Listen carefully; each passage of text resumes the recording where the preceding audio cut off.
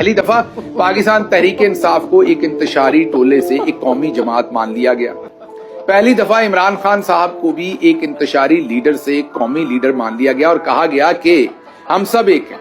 तो आप सोच रहे होंगे ये सब कुछ क्या हो रहा है। खैबर पख्तूनख्वा पुलिस की जो है वो तारीफें, पाकिस्तान तहरीक इंसाफ ऑन बोर्ड है, इमरान खान साहब के ऊपर कोई डायरेक्ट इनडायरेक्ट हमला नहीं। तो ये सब कुछ क्या हो रहा है? ये इसलिए हो रहा है कि ये एक ऐसी जंग है जो गैर जरूरी थी। तो अब क्योंकि एक गैर जरूरी जंग छिड़ी है और इसमें इनकी जरूरत है कि ये तासर आए कि सारा पाकिस्तान इस गैर जरूरी जंग में इनके साथ खड़ा है।